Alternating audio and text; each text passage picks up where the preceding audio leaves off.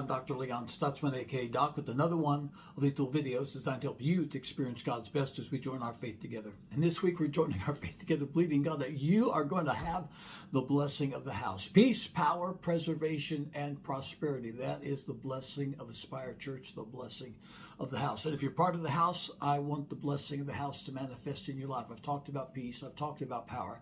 I'm going to skip prosperity. You need to go to our Facebook page, Aspire Church TV, and listen to this message in its entirety if you've not done so already. Let's talk today about prosperity because it is the 4th of July, the celebration of the independence of our nation.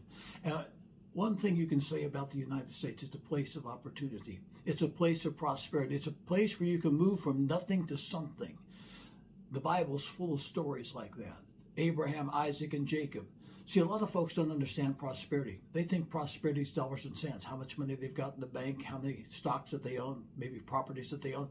Prosperity in the Old Testament meant a forward journey. In the New Testament, means an ongoing journey of prosperity. Either way, you're on a journey, and either way, your journey ought to be a prosperous journey. That is to say, you ought to be a little further ahead today than you were yesterday, and tomorrow you ought to be a little bit further ahead than you are today. That's an ongoing journey of prosperity.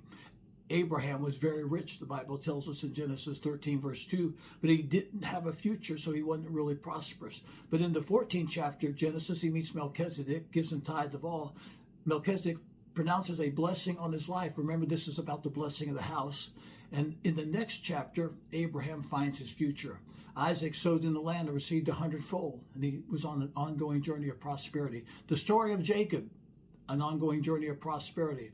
A stone for a pillow that became a pillar, the house of God, the place of blessing. There's a blessing in the house for you, and that's my prayer today, that you're going to experience the blessing of the house as you celebrate the 4th of July. It's going to be a great day in God, and it's going to be a great day for you. This Sunday at Aspire Church, I've got a word from God, taking the limits off of God. It's the beginning of my series of big faith messages, and this may be the biggest faith message of all, because faith begins when you decide, and it is a decision, and it's not just, you're going to discover this Sunday, it's not just a decision you make one time.